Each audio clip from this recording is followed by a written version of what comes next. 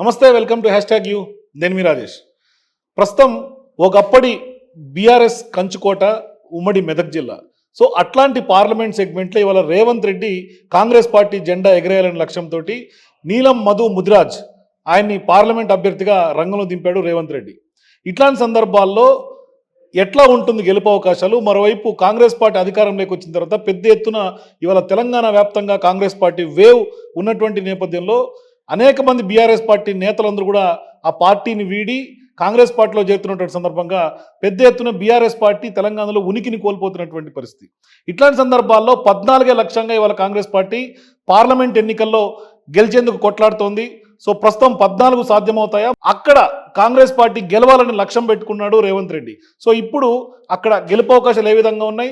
మరోవైపు నీలం మధు ముదిరాజ్, బీసీ ముదిరాజ్ సామాజిక వర్గం చెందినటువంటి ముదిరాజ్ బిడ్డ అక్కడి నుంచి కొట్లాడుతున్నాడు. సో ఎట్లా ఉందో మాట్లాడదాం. అక్కడ గ్రౌండ్ ఏ విధంగా ఉంది? మరొక వైపు ఆయన ఈ మధ్య కాలంలోనే కాంగ్రెస్ పార్టీలో చేరినటువంటి నేపథ్యంలో పార్టీలో ఉన్నటువంటి లీడర్లైనా క్యాడర్ అయినా మధుని ఏ విధంగా రిసీవ్ చేసుకుంటారు మాట్లాడదాం. మనతో పాటు కాంగ్రెస్ పార్టీ మెదక్ అభ్యర్థి నీలం మధు ముదిరాజ్ జాయిన్ అవుతున్నారు. నమస్తే ముదన్న. నమస్తే అన్న. ఏం సార్, ఇవాళ పెద్ద ఎత్తున ప్రజల్లోకి దూసుకెళ్తున్న సందర్భాలు కనిపిస్తున్నాయి. కాంగ్రెస్ పార్టీలోకి వచ్చిన తర్వాత ఇవాళ నీలం మధు ముదిరాజ్ ఒకప్పుడు చిట్కూల్ సర్పంచ్, ఇప్పుడు సీన్ కట్ చేస్తే మెదక్ ఎంపీ అభ్యర్థి. ఎట్లా అనిపిస్తుంది ప్రజల్లోకి వెళ్తుంటే? చాలా సంతోషంగా ఉందన్న. ఎందుకంటే ఈ మెదక్ పార్లమెంటు అభ్యర్థిగా, కాంగ్రెస్ పార్టీ అభ్యర్థిగా నన్ను దీవించి కాంగ్రెస్ పార్టీ సోనియా గాంధీ గారు, రాహుల్ గాంధీ గారు, ప్రియాంక గాంధీ గారు, ఖర్గే గారు, కేసీ వేణుగోపాల్ గారు, దీపాదాస్ మున్షి గారు, అదేవిధంగా మా పిసిసి అధ్యక్షులు ముఖ్యమంత్రి వర్యులు రేవంత్ రెడ్డి అన్న గారు నన్ను దీవించి ఈ పార్లమెంట్ ఎంపీ అభ్యర్థిగా, కాంగ్రెస్ పార్టీ అభ్యర్థిగా ఇవ్వడం నాకు చాలా సంతోషం ఉంది. ఎందుకంటే ఈ ప్రాంతంలో ఇందిరాగాంధీ గారు ఇక్కడ నుంచి ఎంపీ అయ్యి, మెదక్ నుంచి ఎంపీ అయ్యి ప్రధానమంత్రి అయిన గడ్డ మెదక్ గడ్డ. ఆ మెదక్ గడ్డ నుంచి ఒక పేదింటి బిడ్డకు, బడుగు బలహీన వర్గాల బిడ్డకు అవకాశం కల్పించడం చాలా సంతోషంగా భావిస్తా. ఖచ్చితంగా కూడా మెదక్ ప్రజలు కూడా అందరూ కూడా, ఎందుకంటే గతంలో కూడా మీరు చూడొచ్చు, బాగారెడ్డిని కూడా ఒక సర్పంచ్ నుంచి ఎంపీకి పంపించిన ఘనత కూడా కాంగ్రెస్కే ఉంది. అదే మళ్ళీ రిపీట్ అయింది. నీలం మధు కూడా పంచాయతీ టు పార్లమెంట్కి వెళ్తుండు. పేద ప్రజల కష్ట సుఖాలలో ఉండే వ్యక్తి ఈరోజు మెదక్ పార్లమెంట్ పరిధిలో మెదక్ ప్రజలకు సేవ చేయడానికి పార్లమెంట్కి వెళ్తున్నాను. ఇవాళ పంచాయతీ నుంచి పార్లమెంట్కి వెళ్తానని చెప్పారు. సో పంచాయతీలో సమస్యలు ఒక గ్రామం వరకే పరిమితం, కానీ ఇవాళ పార్లమెంట్ అనే వరకు దాదాపు 6-7 అసెంబ్లీ నియోజకవర్గాల పరిధి, అంటే ఆల్మోస్ట్ అలా మీ పరిధి మెదక్ పార్లమెంట్ మొత్తం వ్యాప్తి చెందింది. సో ఇప్పుడు ఆ సమస్యలు సాల్వ్ చేయాలన్నా, ప్రజలతో మీరు మమేకం అవ్వాలన్నా ఎట్లా, మీ వ్యూహాలు ఎట్లా ఉన్నాయి? ప్రజల సమస్యలు తెలిసిన వ్యక్తిని, చిన్నప్పటి నుంచి రాజకీయంగా ఉన్న, సేవ చేసే తత్వం ఉన్నవాడిని, ప్రజా సమస్యల మీద నాకు చిత్తశుద్ధి ఉన్న వ్యక్తిని. ఖచ్చితంగా మెదకులో ఉన్న 7 సెగ్మెంట్లలో ప్రజల సమస్యలు కూడా నా దృష్టి తీసుకొస్తారు. మా నాయకులు కూడా ఉన్నారు, అక్కడ ఎమ్మెల్యే ఉన్నారు, సిట్టింగ్ ఎమ్మెల్యే గారు ఉన్నారు, అదేవిధంగా మా ఇన్ఛార్జీలు ఉన్నారు, మాకు ఒక వ్యవస్థ ఉంది, జెడ్పీటీసీలు, సర్పంచ్లు అందరూ ఉన్నారు.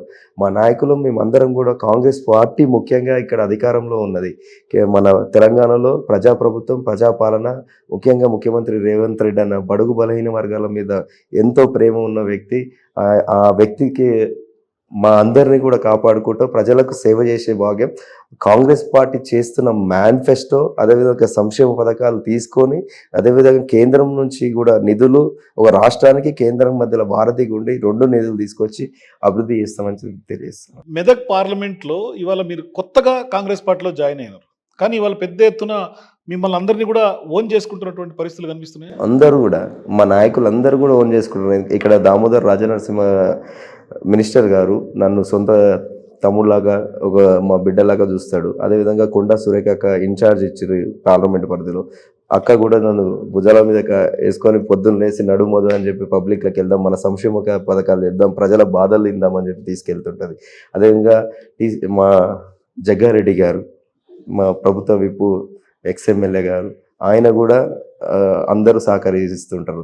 మైనంపల్లి హనుమంతరావు గారు, రోహిత్ గారు, మా మెదక్ ఎమ్మెల్యే గారు, ఆవుల రాజిరెడ్డి గారు, నర్సాపూర్ ఇన్ఛార్జ్ గారు, డిసిసి ప్రెసిడెంట్ మన అంజనేయులు గౌడ్ గారు, అదేవిధంగా మొన్ననే ఎక్స్ఎమ్మెల్యే మదన్ రెడ్డి గారు 2 సార్లు, ఆయన ఎంత సీనియర్, ఆయన బాబు కూడా, ఆయన కూడా చూస్తుంటారు. గజ్వేల్ నర్సారెడ్డి గారు, ఎలక్షన్ రెడ్డి గారు, చిట్టి దేవేందర్ రెడ్డి గారు, భూమిరెడ్డి గారు, సిద్దిపేటలో హరి గారు, ఇంకా చక్రధర్ గారు, ఇంకా పాండు గారు, శ్రీనివాస్ గౌడ్ గారు, అంజయ్య గారు, లక్ష్మి గారు, అంటే అందరు నాయకులు, పాట శ్రీనివాస్ గౌడ్ గారు, మొన్ననే మా అన్న, మేము రామ్ లక్ష్మణ్ లాగా అందరు మా మధ్యలో ఉన్న అన్ని తీరిపోయి ఇద్దరం కలయిక అన్నదమ్ముల్లాగా ఉండి ఒక తాటికి పనిచేస్తున్న మా కాట శ్రీనివాస్ అన్న గారు, అన్ని సెగ్మెంట్లో ఉన్న ప్రజలు, దుబాక చెరుకు శ్రీనివాసరెడ్డి గారు, అందరం కూడా కార్యకర్తలు, ముఖ్యంగా మా నాయకులు, మా ఎన్ఎస్యు, మా మహిళా కాంగ్రెస్, అదేవిధంగా మా SC cell, BC cell, ST cell, అన్ని కార్యకర్తలు అందరూ కూడా, యువజన కాంగ్రెస్ అందరం కూడా సమిష్టిగా పనిచేసి ఈ సీటు గతంలో ఎట్లయితే 25 ఏళ్ళ కింద కాంగ్రెస్ అడ్డా ఉండే, బాగారెడ్డి, ఇందిరాగాంధీ తర్వాత బాగారెడ్డి గారు ఇక్కడ నుంచి గత 4 సార్లు చేస్తుండే, ఆ గడ్డ మళ్ళీ కాంగ్రెస్, ఎందుకంటే తెలంగాణ ఇచ్చిన తల్లి సోనియా గాంధీ గారు, సోనియా గాంధీ గారికి ఈ గడ్డ నుంచి గిఫ్ట్ ఇవ్వాలి, నీలం మధుని గెలిపించి ఒక బడుగు బలైన వర్గాల అని చెప్పి మెదక్ పార్లమెంట్ ఉన్న ప్రజలందరూ కూడా దీవిస్తారు అన్న. ఒకప్పుడు కాంగ్రెస్ పార్టీ అడ్డా మెదక్ నియోజకవర్గం, ఇప్పుడు ఆ అడ్డా మీద, ఆ గడ్డ మీద ఇవాళ చరిత్ర తిరగరాసే అదృష్టం నీలం మధు తీసుకుంటాడా? ఖచ్చితంగా. నేను అదృష్టవంతుని కాబట్టి కదా కాంగ్రెస్ పార్టీ దీవించింది కదా. కాంగ్రెస్ పార్టీ టికెట్ రావడం మీకు తెలుసు కదా, అదృష్టము ప్రజలది, ప్రజలకు మధ్యలో ఉండే నాయకుడిని, మా నాయకులు కూడా అందరు కలుపుకొని పోయే తత్వం ఉన్నోని కాబట్టి కాంగ్రెస్ పార్టీ నన్ను దీవించింది. ఖచ్చితంగా గెలుస్తా, ఈ గడ్డ నుంచి ఇందిరమ్మ వారసుడిలాగా పార్లమెంట్కి వెళ్తాం. ఎందుకు నీలం మధు పేరు వినంగానే ఒక రకమైనటువంటి వైబ్రేషన్స్, పెద్ద ఎత్తున మాస్ ఫాలోయింగ్ మీ మీద ఉంటుంది. అవుట్ రింగ్ రోడ్ మీద మీ కాన్వాయిలు చూస్తుంటే వేలాది మంది వాహనాలు, అంటే ఏంటి ప్రజలకి మీకు ఉన్నటువంటి ఆ కనెక్షన్ ఏంటి అసలు? ఫ్యామిలీ మెంబర్ లాగా చూసుకుంటాను, ఒక కొడుకు లాగా ఉంటా, ఒక తమ్ముడు లాగా ఉంటా, ప్రజల మధ్యలో ఉంటా. మాస్ వాళ్ళ కష్టాలు వస్తే నాకు చెప్పుకుంటారు, నా కష్టం వస్తే వాళ్ళకి చెప్పుకుంటా, ఒక సొంత అన్నదమ్ములాగా. కానీ మీరు మాస్ లీడరు, చూడ్డానికి చాలా మాసివ్ కనిపిస్తారు, కానీ మనసు ఎందుకు అంత సాఫ్ట్గా, చాలా హ్యూమానిటీ టచ్ ఉన్నటువంటి నీలం మధు ఎందుకు అట్లా?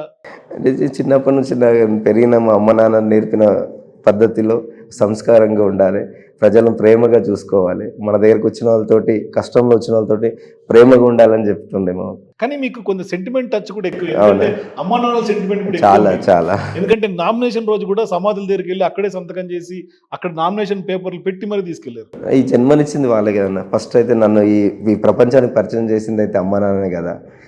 అమ్మ నాన్నని మొక్కే పోవాలనేది నాకు అదొక సెంటిమెంటు, నా బాధ్యత కూడా. నా తల్లిదండ్రుల తర్వాత ఈ సమాజంను అన్ని చూస్తుంటా. సో ఇవాళ భారం అంతా తల్లిదండ్రుల మీద, దేవుడి మీద వేసాడు నీలం మధు. భారం అంటే తల్లిదండ్రులు దేవుడి మీద ఉండి, మెదక్ ప్రజలందరూ కూడా మా బిడ్డకు మేము గెలిపించుకుంటామంటారు. ప్రజలు కూడా, కార్యకర్తలు, నాయకులు కూడా మేము గెలిపించుకుంటాం.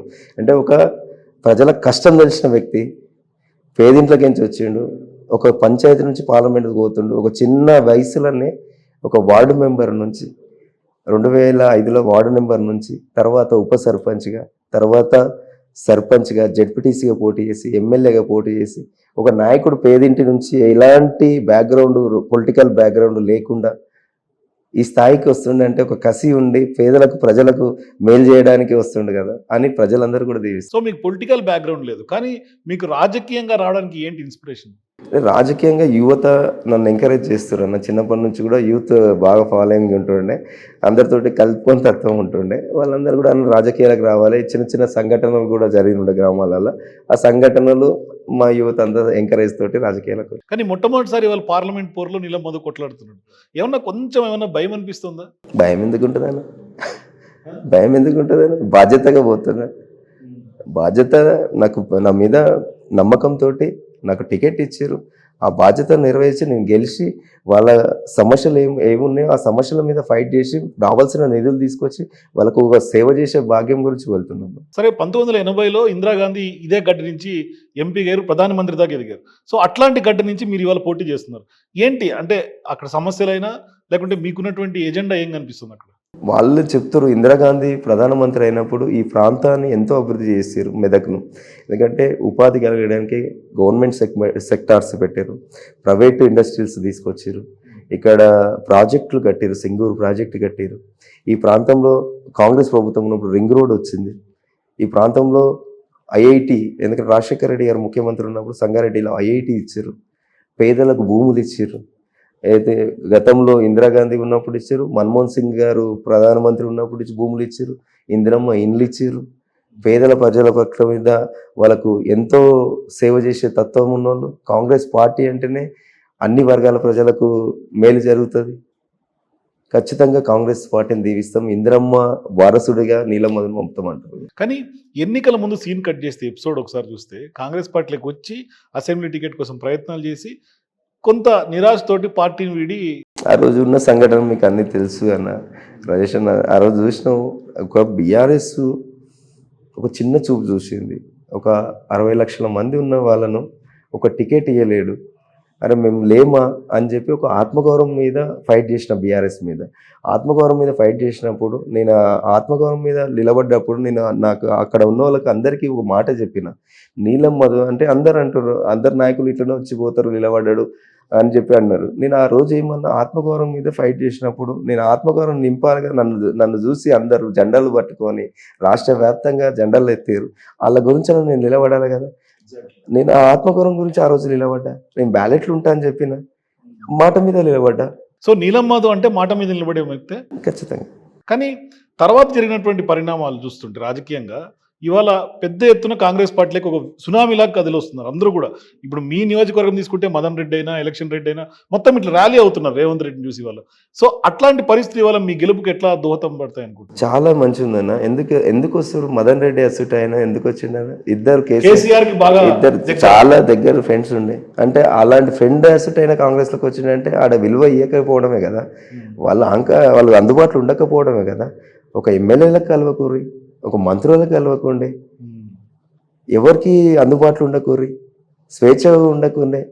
కనీసం మేము కూడా పోతుండే మన కార్యకర్తలము దూరం, ఈ ఒక్కొక్కరు సిరిసిల్ల నుంచి ఎక్కడికించో దూరంకించి వచ్చి కార్యకర్తలు వచ్చి ఒక ఫోటో దిగుతామంటే ఫోటో కూడా దిగనీయకుండే గతంలో. అంటే అహంకారంగా ఉంటారు వాళ్ళు కార్యకర్తలు. ఎంతోమంది నాకు చెప్తారు, వాళ్ళ అహంకారమే వాళ్ళను బొందబెట్టి. కానీ ఇవాళ ప్రజల్లో ఏం కోరుకుంటారు? స్వేచ్ఛ కావాలి, మనిషికి విలువనియమంటారు.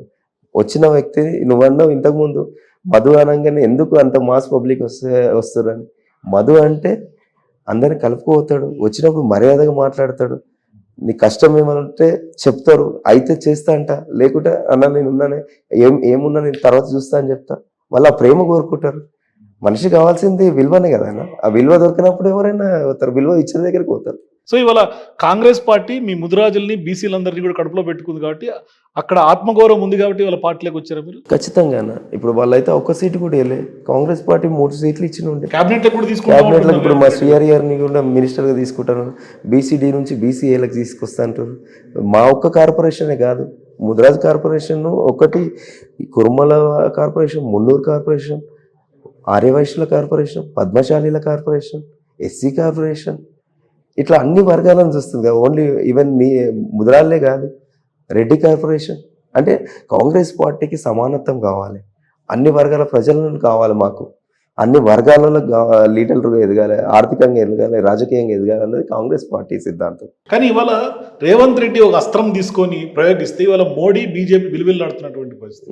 ఏదైతే ఎస్సీ ఎస్టీ బీసీ రిజర్వేషన్ల అంశం ఇవాళ బీజేపీకి ఉక్కిరి బిక్కిరి చేస్తున్నటువంటి కరెక్టే కదా. కులగణన చేస్తామంటూ రాహుల్ గాంధీ ఇచ్చినటువంటి హామీ ఇవాళ ప్రధానంగా బీసీ ఎస్సీ ఎస్టీ బిడ్డలందరూ కూడా ఇవాళ కాంగ్రెస్ పార్టీ వైపు మొగ్గు చూపుతున్నారు. అది కొంత మీకు ఓటింగ్ పెరగడానికైనా లేకుంటే కాంగ్రెస్ గెలుపులో దోహదం చేస్తాయని గెలుస్తాము. అది వాస్తవమే కూడా కదన్నా. ప్రైవేటీకరణ చేస్తుంటారు, గవర్నమెంట్ సెక్టార్స్ అన్ని ప్రైవేటీకరణ చేస్తుంటారు. మరి ప్రైవేటీకరణ చేసినప్పుడు రిజర్వేషన్లు ఏడ పనిచేస్తే వాళ్ళకి ఉద్యోగాలు, ఎస్సీలకు అయినా ఉద్యోగాలలో రిజర్వేషన్ వస్తుందా, ఎస్టీలకు వస్తుందా, ఓబీసీలకు వస్తుందా? ప్రైవేటీకరణ అయినాక ఇంకా గవర్నమెంట్ సెక్టార్లో లేనప్పుడు రిజర్వేషన్లు ఏడొస్తాయి? రిజర్వేషన్లు తీసేయాలనే కదా మీరు అదానీ అంబానీలను ఎంకరేజ్ చేస్తారు కదా. బీసీ కులగణను కూడా చూడండి, దేశంలో బీసీల శాతం ఎక్కువ ఉంటారు. ఓబీసీ కులగణను తీసుకొస్తాము, గ్యారంటీలలో పెట్టాం. తెలంగాణలో బిల్లు కూడా అసెంబ్లీలో తీర్మానం చేసినాం, దేశంలో కూడా వస్తాం. మీ శాతం ఎంత, మీ వాట ఎంత, మీ బడ్జెట్ ఎంత అని ఇస్తా అంటున్నాం. తప్పేముంది? అంతే కదా. మన బడ్జెట్ను అన్ని వర్గాలకు ఇవ్వాలంటున్నాం కదా. ఇప్పుడు ప్రకృతి ఉంది, ప్రకృతి అన్ని వర్గాలకు సమానంగా గాలి ఇస్తలేదా, సమానంగా వర్షం ఇస్తలేదా? ప్రకృతినే కదా. కాంగ్రెస్ పార్టీ కూడా అదే కోరుకుంటుంది. సో ఇప్పుడు మీరు ప్రాతినిధ్యం వహిస్తున్నటువంటి మెదక్ పార్లమెంట్లో పెద్ద పెద్ద బీఆర్ఎస్ పార్టీ హేమీలు అడ్డా అది. Harish Rao trouble shooter, KCR Gajwel. ఈ 2 నియోజకవర్గాల ప్రభావం మీ పార్లమెంట్ ముందు ఉండే అవకాశం లేదా? వాళ్ళిద్దరిని 2 సార్లు చూసిరన్న, వాళ్ళందరినీ చూసిరు. ఇప్పుడు కొత్త వ్యక్తి నీలం మధు, ఓ మా బిడ్డ, మా పేదోళ్ళ బిడ్డ, మా కష్టాలు తెలిసిన బిడ్డ. మళ్ళీ ముఖ్యంగా ఇక్కడ ప్రజాప్రభుత్వం నడుస్తుంది, ప్రజాపాలన నడుస్తుంది. రేవంత్ అన్న నాయకుడు ఉన్నాడు, నాయకునికి ఒక సైనికునిలాగా పనిచేస్తుండు నీలం మధు. అట్లనే ప్రజలందరినీ కలుపుకొని పోతాడు, నాయకత్వాన్ని కలుపుకొని పోతాడు. అందరం కూడా మేము దీవిస్తామని చెప్తున్నాను. కానీ కేసీఆర్ బస్ వేసుకొని బయలుదేరిండు. మొత్తం తెలంగాణ మొత్తం 20 రోజులు కళ్ళు తిరుగుతున్నాడు. ఆల్రెడీ 4 జిల్లాలు తిరిగేసిండు. నెక్స్ట్ మీ జిల్లాకు కూడా రాబోతాడు త్వరలోనే. వచ్చిన తర్వాత ఈక్వేషన్లు ఏమైనా మారుతాయా? ఎందుకంటే పెద్ద ఎత్తున కరువు రాజకీయం కేసీఆర్ స్టార్ట్ చేశాడు. రైతుల ఎజెండా, కరువు ఎజెండా, కాంగ్రెస్ పార్టీ వచ్చింది కరువు తెచ్చింది అనే ఒక ఎజెండా తీసుకొచ్చాడు. దానికి రైతులు ఏమన్నా అటువైపు మొగ్గు చూపుతారు అనుకుంటున్నారా? అన్న కరువు ఎప్పుడు వస్తుంది అన్న? ఆయన ఎన్ని మాటలు చెప్పినా రైతులు ప్రజలందరూ గమనిస్తారు అన్న. మన ప్రభుత్వం వచ్చి, ప్రజాప్రభుత్వం వచ్చి డిసెంబర్ వచ్చిందన్న. డిసెంబర్ ఏ కాలం ఉంటుందన్న? చలికాలం. దాని తర్వాత ఏం కాలం ఉంటుందన్న? ఎండాకాలం. కరువు ఎట్లా వచ్చిందన్న? ఇక్కడ వర్షాకాలమే రాలేకపోయా, 4 నెలల్లో వర్షాకాలమే లేకపోయా. చెప్పేటప్పుడు ఉండాలి కదా. మేము ఖచ్చితంగా మా ప్రభుత్వం తీస్తుంది. వానదేవుడు కూడా మా ఎంబడి ఉంటాడు. ఎందుకంటే గతంలో మీరు చూడవచ్చు, రాజశేఖర రెడ్డి గారు ముఖ్యమంత్రి ఉన్నప్పుడు వర్షాకాలంలో టైంకు వర్షాలు వచ్చి రైతులు ఎంత సుభిక్షంగా ఉంటుంది. అట్లనే రేపు కూడా అట్లనే జరుగుతుంది అన్న. కాంగ్రెస్ పార్టీ అంటే అందరినీ కడుపులో పెట్టుకొని దీవించుకునే పార్టీ. దేవుడు కూడా మాకు సపోర్ట్గా ఉంటాడు. దేవుడు కూడా వీళ్ళు మంచి చేసేటోళ్ళకు మంచిగా ఉండాలి, ప్రకృతి కూడా సహకరిస్తుంది మాకు. కానీ పెద్ద ఎత్తున నిరసన తీసుకెళ్తున్నారు బీఆర్ఎస్ పార్టీ నాయకులు. రైతు రుణమాఫీ చేయలేదు కాంగ్రెస్ పార్టీ, మీరేమో ఒట్లు పెడుతున్నారు. ఉన్నటువంటి దేవుళ్ళన్నిటి మీద రేవంత్ రెడ్డి ఒట్లు పెడుతున్నాడు. ఆగస్టు 15 తారీఖు ఖచ్చితంగా చేసి తీరుతా, వాళ్ళేమో చేయలేరని వాళ్ళు అంటారు. చేస్తామంటున్నాం అన్న, ఖచ్చితంగా చేస్తాం. ఆగస్టు 15 తారీఖు చేస్తాము. ఈ ఎలక్షన్ కోడ్ మీ నామినేషన్ ర్యాలీలోనే ఏడుపాయల దుర్గమ్మ మెదక్ చర్చ్ మీద చెప్పినాం. ఖచ్చితంగా ఆ చిత్తశుద్ధి ఉంది కాబట్టి మా ప్రజలకు చెప్తున్నాం. మేము మా తెలంగాణ ప్రజలు ఏం కోరుకుంటారు? ఏడుపాయల దుర్గమ్మను మొక్తాం, చర్చిని మొక్తాం, ఆడ పెద్దగుట్ట మౌలానా సాపును మొక్తాం. మేము మా దేవుళ్ళ మీద మేము చెప్తున్నాం. మేము గ్రామాలలో చెప్తాం, నీకు ఖచ్చితంగా పనిచేసేటప్పుడు మా దేవుని మీద ఒట్టేసి చెప్తున్నాం, మేము చేస్తామని చెప్తున్నాం. ఖచ్చితంగా చేస్తాం. 15 తారీఖు, ఆగస్టు 15 తారీఖు 2 లక్షల రుణమాఫీ చేస్తాం. కానీ ఎందుకు ఒట్లు పెట్టాల్సినటువంటి అవసరం? అరే తెలంగాణలో మాకు ఇప్పుడు మనకు తెలుసు కదా మీకు సంస్కృతి. ఏదైనా మనమే చిన్నప్పుడు ఫ్రెండ్స్ మన పిల్లల్లో ఉంటాం, డాడీ నీకు ఇది చాక్లెట్ తీసుకొస్తా సాయంత్రం అన్నప్పుడు ప్రామిస్ చేయమ్మా? మనం అందరం చేస్తాం కదా. రేపు మా ప్రజలకు చెప్తున్నాం, మా మీద నమ్మండి. చిత్తశుద్ధి అవతల మాటలు, తప్పుడు మాటలు చెప్తారు, వాళ్ళ మాటలు నమ్మకండి. మేము దేవుడి మీద ఒట్టేసి చెప్తున్నాం, మేము మోసం చేయం. కానీ కేసీఆర్ అంటున్నాడు ఇదే తప్పుడు హామీలతోటే కాంగ్రెస్ పార్టీ అధికారంలోకి వచ్చింది తెలంగాణలో. తప్పుడు హామీలు నువ్వు చేసినావు. నువ్వు దళితులను ముఖ్యమంత్రి చేస్తాను, నువ్వు దళితులకు 3 ఎకరాల భూమి ఇస్తాను, ఇచ్చినావా? నువ్వు తప్పుడు చేయలేవా? నీ మేనిఫెస్టో పెట్టినావు కదా, నువ్వు ఎన్ని చేసినావు చూపిద్దామా? మరి డబుల్ బెడ్రూమ్లో పోదామా? ఊళ్ళకి పోదామా? మీరు తప్పుడు చేస్తారు. రాష్ట్రంలోనే డబుల్ బెడ్రూమ్ల సముదాయం పటాన్ చెరువులు ఎక్కువ కట్టలేదా? కట్టిర్రా? ఏడ కట్టిర్రా? కట్టిన దాన్ని కూడా పంచలేరు. కొల్లోళ్ళు కట్టిరు కదా, ఎంతమంది బెనిఫిషియర్లకు ఇచ్చారు? ఈడ స్థానికంగా రైతులు భూములు ఇచ్చారు. వాళ్ళు స్థానికంగా ఒక్కొక్కరికి ఇవ్వకూరి, ఎక్కడొక్క నుంచి తీసుకొచ్చి ఇక్కడ ఇస్తారు. వాళ్ళు భూములు పోయిన వాళ్ళకి, భూముల వాళ్ళకి ఒక్క ప్లాట్ ఇవ్వలేవు. ఆడ మల్లన సాగలరా? కొండపోషం వల్ల ఇప్పుడున్న ఎంపీ అభ్యర్థి వెంకటరామరెడ్డి గారు రైతుల భూములు లాక్కొని వాళ్ళ కన్నీళ్లతో ప్రాజెక్టు కట్టినప్పుడు వాళ్ళు పోయి, సార్ మాకు నష్టపరిహారం సరిపోతలేదు, ఈ నష్టపరిహారం రాష్ట్ర ప్రభుత్వానికి చెప్పి కొద్దిగా ఎక్కువ చెప్పేయండి సార్ అంటే, మీకు దిక్కున్న చోట చెప్పుకోకుండా వాళ్ళని పోలీసులతోటి మెడల్ పట్టి నూకిచ్చినాం. వాళ్ళు కోర్టుకు పోయి, ఎక్కడికి పోతారు న్యాయం జరిగినప్పుడు? కాంగ్రెస్ పార్టీ అండగా నిలబడి ఆ రోజు కోర్టుకు పోతే, కోర్టులో అక్షంతలు వేస్తే ఆయన రాత్రికి రాత్రి రేకుల డబ్బాలు అక్కడ పెట్టి దాని మీద ఓఎస్ నెంబర్ వేసి మేము ఆల్రెడీ అలాట్మెంట్ చేసినామని చెప్తావు. తుంకి బొల్లారం అనే గ్రామం ఉంటుంది గజ్వేల్ దగ్గర. ఆడ పోయి అడగండి, రైతుల ఘోష ఎంత బాధ ఉందో. R&N కాలనీ అని ఉంటుంది గజ్వేల్లో, అక్కడ పోయి అడగండి, చెప్తారు వీళ్ళ గురించి, బీఆర్ఎస్ గురించి. అట్లాంటి ఒక కలెక్టర్ పనిచేసి రైతుల గోస పోసుకున్నటువంటి కలెక్టర్ ఇవాళ ఏం ధైర్యంతో మీ మీద, కాంగ్రెస్ పార్టీ మీద వ్యతిరేకంగా ప్రత్యర్థి అభ్యర్థిగా ఎట్లా పోటీకి వచ్చాడు? ఇవాళ కేసీఆర్కి తెలుసు కదండి, ఆయనకి పైసలు ఉన్నోళ్ళు కావాలి, డబ్బులు ఉన్నోడు కావాలి. ఇప్పుడు ఒకసారి ఆలోచన చేయాలి, బీఆర్ఎస్ కార్యకర్తలైనా అందరూ ఆలోచన చేయాలి. ఆయన కలెక్టర్ పదవి రాజీనామా అయినాక ఆయనకి ఎమ్మెల్సీ ఇచ్చారు. మీ దగ్గర ఉద్యమకారులు లేరా? మదన్ రెడ్డి సార్కి మాట ఇచ్చిండు కదా, సిట్టింగ్ ఎమ్మెల్యేని తీసి సునీత గారికి ఇచ్చినప్పుడు మదన్ రెడ్డి గారికి ఎంపీ టికెట్ ఇస్తున్నారు. మాట మీద నిలబడకుండా మరి ఆయనకి ఇవ్వలేరు కదా, ఎంపీ టికెట్ కూడా ఇవ్వలేరు కదా. వాళ్ళు బీఆర్ఎస్లో పైసలు ఉన్నోనికి టికెట్లు ఇవ్వాలనుకుంటున్నారు. మాకు గరీబోనికి ఇచ్చారు, ఓ బీసీ బిడ్డకి ఇచ్చారు. కానీ ఒకానొక సందర్భంలో హరీష్ రావు అంటున్నాడు, మీరు 8వ తరగతి మాత్రమే చదివారు, అవతల పార్టీలో ఉన్నటువంటి వాళ్ళు ఒక పక్క కలెక్టర్ పోటీలో ఉన్నాడు, ఇంకో పక్క హైకోర్టు అడ్వకేట్, అంటే ఐఏఎస్ హైకోర్టు అడ్వకేట్, మీరేమో 8వ తరగతి. అంటే ఈ కంపారిజన్ ప్రజలు ఎట్లా తీసుకుంటారు? ఖచ్చితంగా తీసుకుంటున్నా. సమాజం పట్ల చిత్తశుద్ధి ఉండాలి, ప్రజల పట్ల చిత్తశుద్ధి ఉండాలి. ప్రజలు అందరూ కూడా నీళ్ళమ్మదు చేసే సర్వీస్ అందరూ తెలుసు. చదువు అనేది చదువుతోటే కాదు, ముఖ్యమంత్రులు అయిన వాళ్ళు ఉన్నారు, అధ్యక్షులు కూడా అయినారు చదువుకోకుండా. వాళ్ళ ప్రభుత్వంలో కూడా చూడాలి ఎంతమంది మంత్రులు అయినారు. చిత్తశుద్ధి ఉండాలి ప్రజల. కాలేరా ఒక్కసారి ఆలోచన చేయండి. అంటే జాతీయ రాజకీయాల్లో చాలా మంది ఉండొచ్చు, చదువుకి ప్రజాసేవకి సంబంధం లేదు. రాజ్యాంగంలో ఉంది కదా, ప్రజల పట్ల చిత్తశుద్ధి ఉంది మాకు. మీరు చూసారు కదన్నా, గతంలో కూడా లల్లు ప్రసాద్ యాదవ్ గారు వాళ్ళ మిసెస్ రబ్రీదేవి కూడా ఏం చదువుకున్నారని చెప్పి ముఖ్యమంత్రులు అయ్యారన్న. ప్రజల పట్ల చిత్తశుద్ధి ఉంది, ప్రజలకు సేవ చేసే తత్వం ఉంది, ప్రజల మీద అవగాహన ఉంది. ఖచ్చితంగా చదువు ఒకటే కారణం కాదు.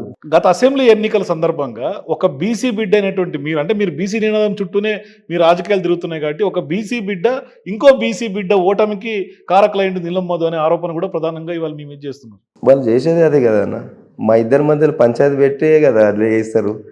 వాళ్ళ దాన్ని అవకాశాన్ని వాడుకుంటారు కదా. మా ఇద్దరి మధ్యలో ఆ రోజు కూడా ఇవే పెట్టారు కదా. సో కుంపటి పెడుతున్నారు, కుంపటి పెడతారు. కానీ కుంపటి పెట్టినా కానీ ఇప్పుడు కుంపటి పెట్టినా చెల్లదు. ఇప్పుడు ఇద్దరం కలిసికట్టుగా పని చేసుకుంటున్నాం, అన్నదమ్ముల్లాగా ఉంటున్నాం. ఆ రోజు ఇద్దరి మధ్యలో చిన్న కమ్యూనికేషన్ గ్యాప్ వల్ల నష్టం జరిగింది, కానీ ఇప్పుడు జరిగేది లేదు. ఖచ్చితంగా శ్రీనివాస్ గౌడ్ గారు నాకు ఈరోజు నన్ను భుజాల మీద వేసుకొని ముందుండి పడంచేరు కాన్స్టిట్యూన్సీలో ఎట్లయితే నా గెలుపు గురించి పనిచేస్తుండో, రేపు కూడా నేను గెలిచిన తర్వాత ఈ రుణం తీర్చుకొని ఆయనకు కూడా రాజకీయంగా నేను తోడుకుంటా అని చెప్పి తెలియదు. సో రామలక్ష్మణులు ఇద్దరు వాళ్ళ మెదక్ సీట్లో కష్టపడి ఖచ్చితంగా కష్టపడి పనిచేస్తారు. ఏంటి మెదక్ నియోజకవర్గంలో ఏం అభివృద్ధి గోల్ కనిపిస్తుంది మీకు? ఏం అభివృద్ధి చేయాలని మీకుంది?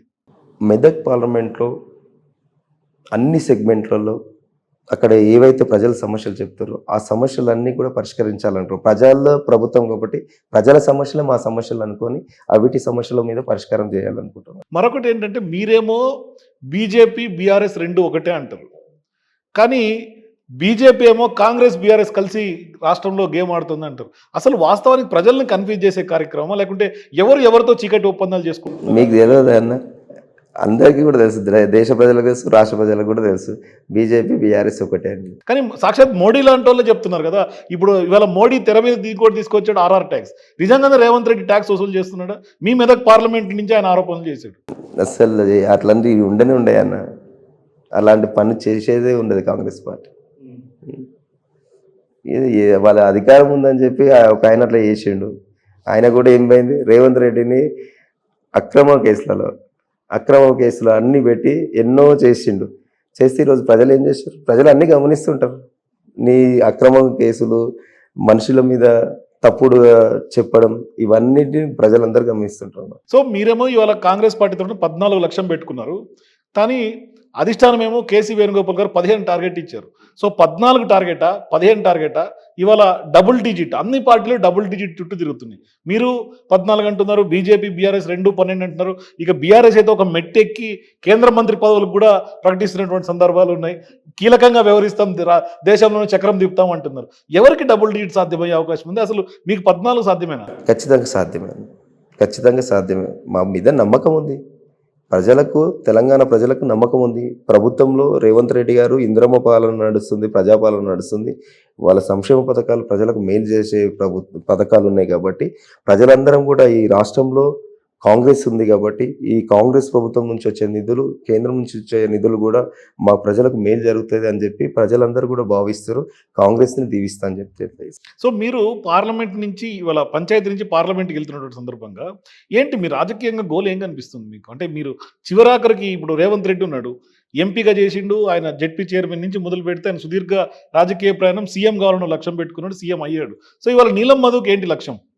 ఇప్పుడు చిన్నప్పటి నుంచి ఇప్పుడు నేను ఏమంటారు చనిపోయేదాకా కూడా రాజకీయాల్లో పేద ప్రజలకు సేవ చేయడమే నా లక్ష్యం అనుకుంటా. ప్రజల మధ్యలో ఉండాలనుకుంటా.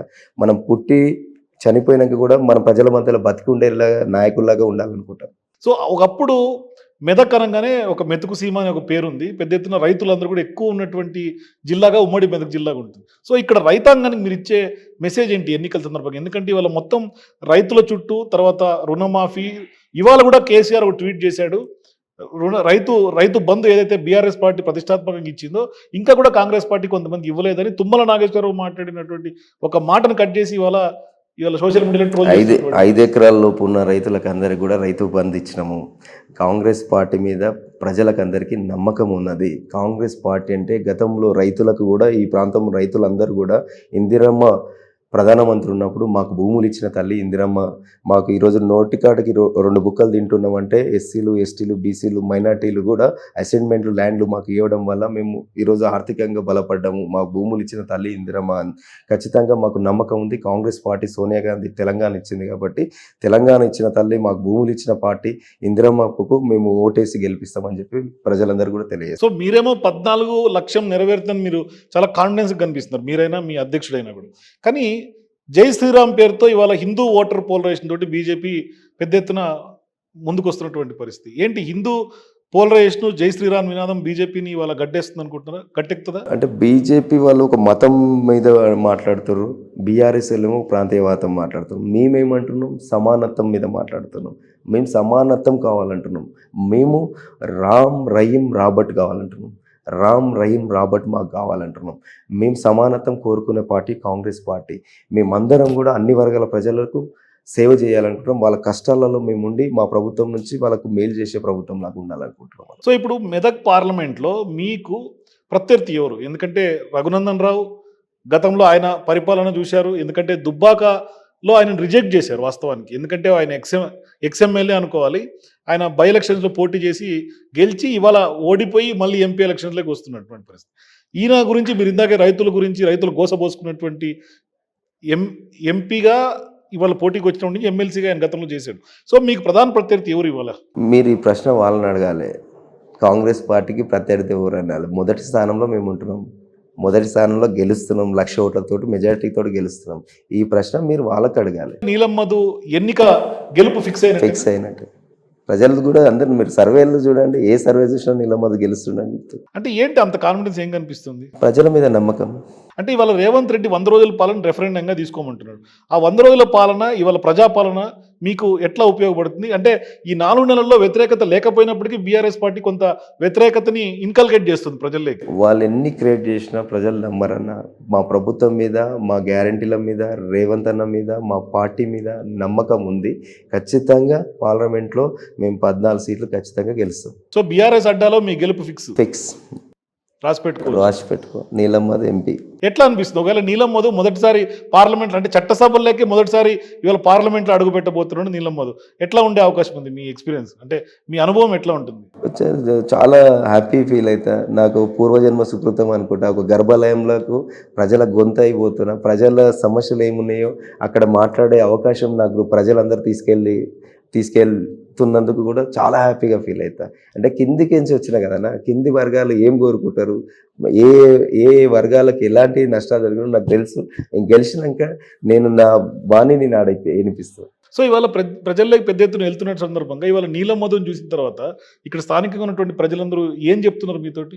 అన్న ఖచ్చితంగా నేను గెలిపిస్తున్నాం. గెలిచిన తర్వాత కూడా ఈ స్థానికంగా ఉన్న సమస్యలన్నీ కూడా మీరు తీర్చాలి. మీరు అందుబాటులో ఉండాలి మాతోటి.